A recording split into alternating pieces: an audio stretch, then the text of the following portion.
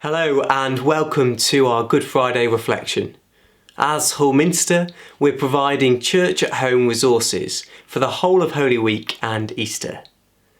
Now, as a quick disclaimer, the content we've pulled together for today's worship offering gives a realistic insight into Christ's sufferings.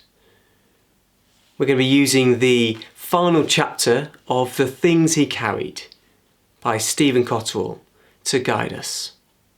So, if you are joining us with children, we'd encourage you to do the Good Friday family activity and create your very own Golgotha scene just like this one. For more information, please do visit our family resources on the website. He carried a heart that was about to be broken. That was how he eventually died. He carried his heart, open and vulnerable, from Jordan to Jerusalem, from Gethsemane to Golgotha. And then it was broken. Broken by the savagery of the death he was about to face. Broken by the sheer, uncompromising weight of all the other things he carried. But most of all, broken by the love that brought him to this moment of self-surrender. Things slot into place. The halves of the cross are put together, nailed down, weighed down, strung up, but also lifted up, boiled in the heat of the sun, shifting his weight from nailed wrists to nailed feet, facing the torturous choice between suffocation and rending pain. The last hours of his life begin. He looks again at his mother. She's just standing there, a sword of pain piercing her heart too. He sees the beloved Apostle John and a few other women from his group. Everyone else has gone. There is a terrible loneliness in dying.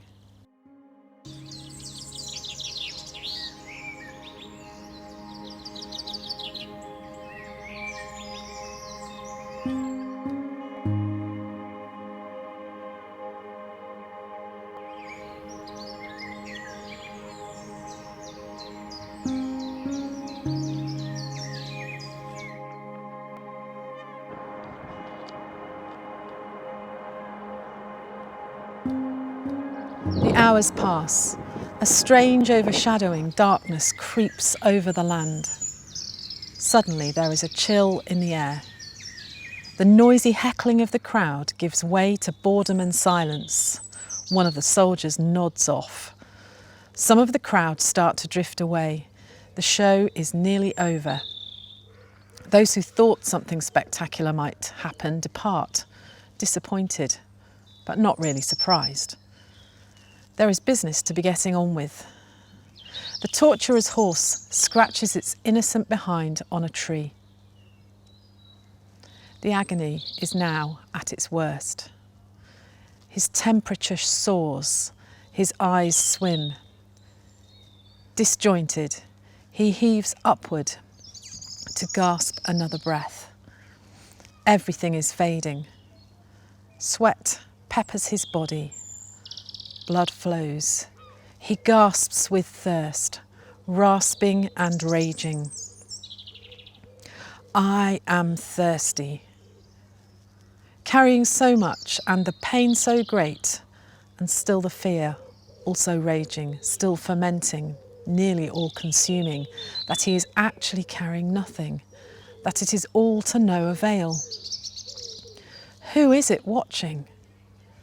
Who placed this thing here? Who is waiting? Why this cup in this moment?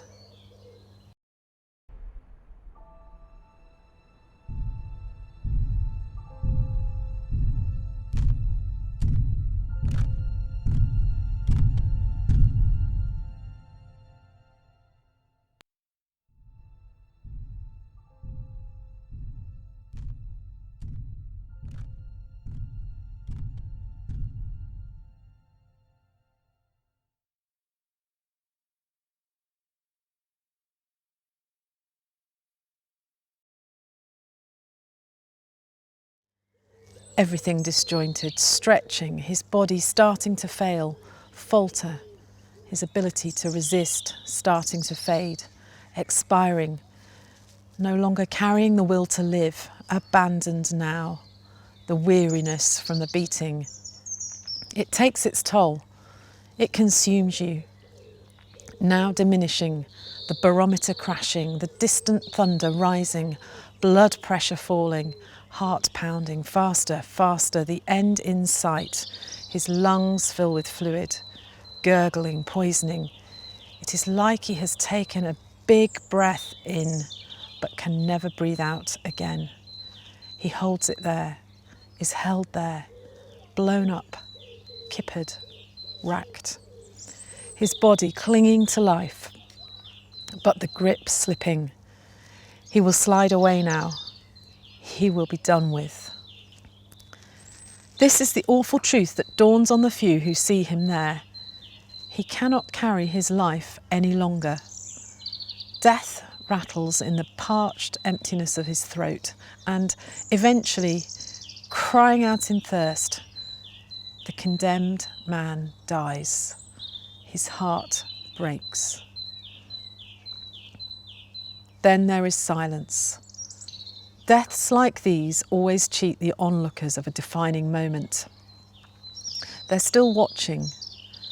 They are still waiting. Their vigil continues as if the death has not yet arrived, as if it could still be cheated.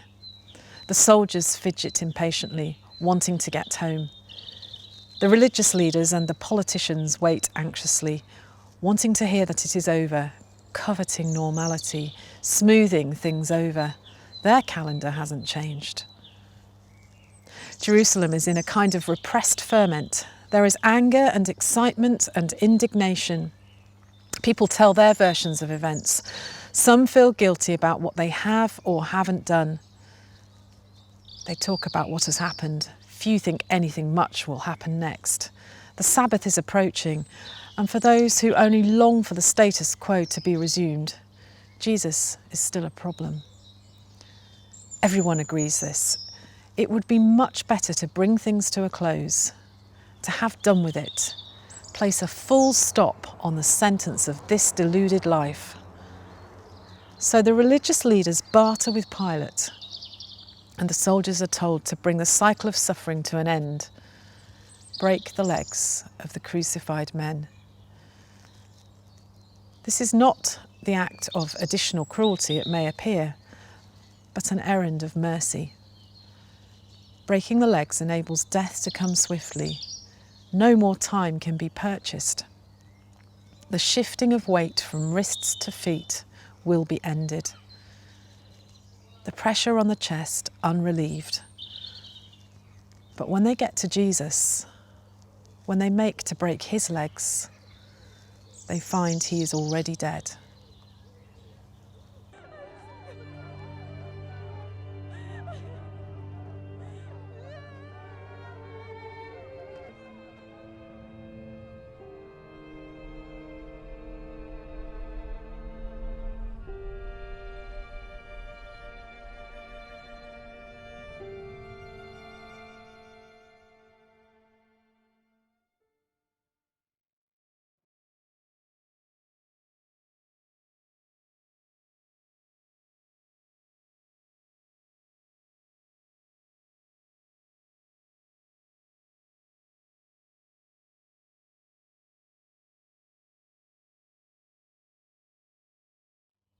Unless a grain of wheat falls in the ground. Now we see another mystery, long carried, hidden but secure, come into the light. It is germinating. The soldiers need to be sure. One of them lifts a spear, and to make sure he's dead, pierces his side. This is the real moment of disclosure, the moment when the balance tips, or when the slowly turning focus of the lens brings everything into sharp clarity. We see with astonished elation that something else is happening, as if in slow motion. The spear pressed violently into his heart, withdrawn. It is obvious he is dead.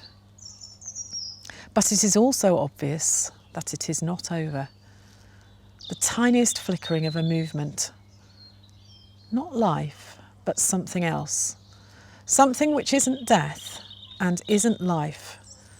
Not this in, out, pulsating, fleshly, slowly expiring life, but a different sort of living. Something that is coming from this broken heart and connecting with every heart that ever beat or broke. First, a tiny spot of blood, then a droplet of water. It washes from his heart, 2 tiny streams. It is an awakening, a flowering. It is hardly discernible, not recognisable. You could pass it by 1,000 times, and yet at the same time, in my mind's eye, through this lens, a mighty river coming out of heaven to earth, a new creation, water and blood, streaming from his heart to mine.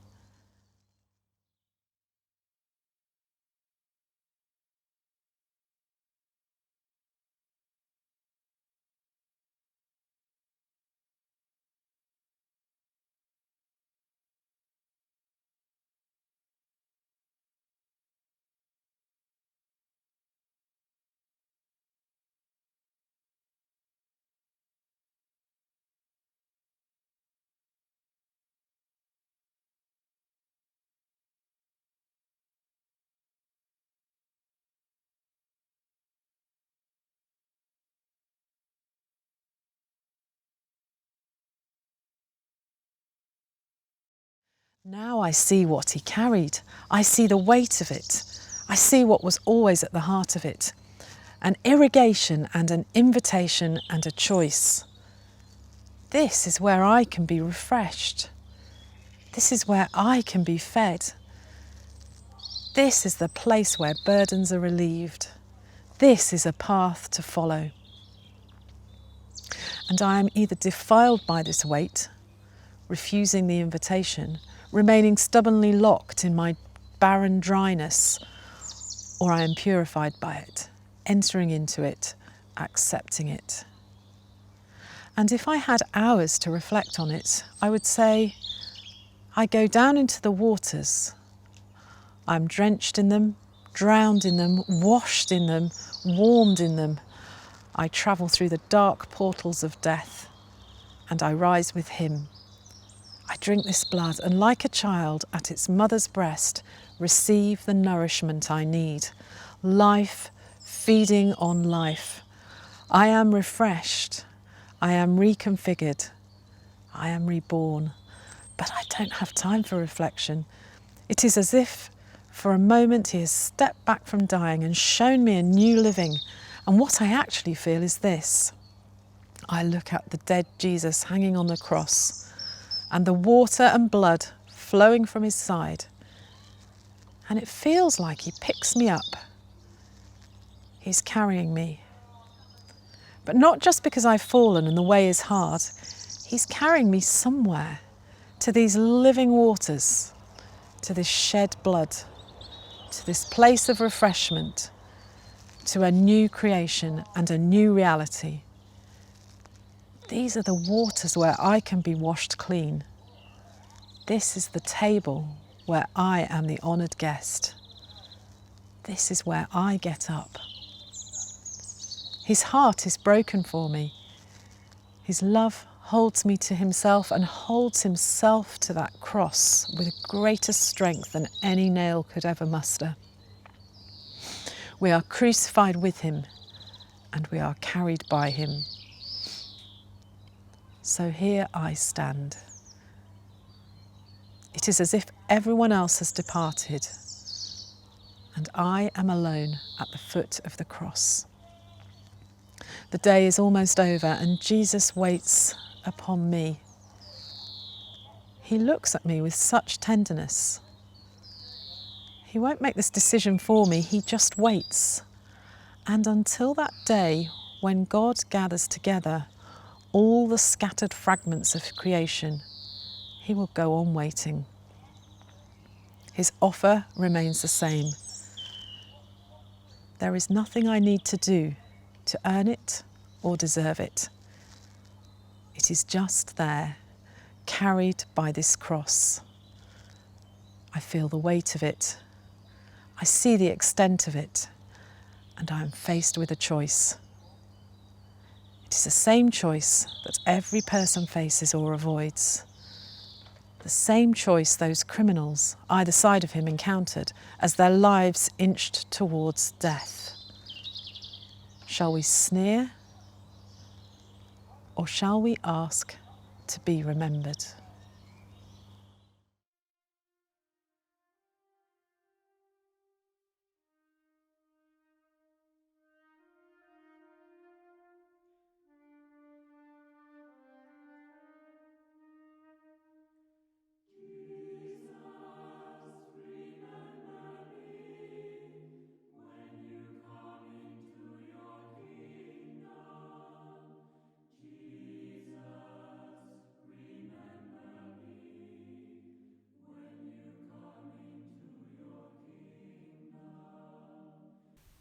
Loving God, your Son Jesus Christ carried us to the cross and shed his blood for us and brought us into new community with you. Help us to follow in his way, deny ourselves and take up the cross he gives us, that the world may learn his way of peace. May his life and his purposes be alive in us this day, and may we be alive in him. And when our hearts are broken, and when the burdens of this life feel too great to bear, take us to the cross, and enable us to see there the great weight that Jesus carried. For here we receive the affirmation of your love, the assurance of your promise, and the strength to persevere. For we ask it in his name. Amen.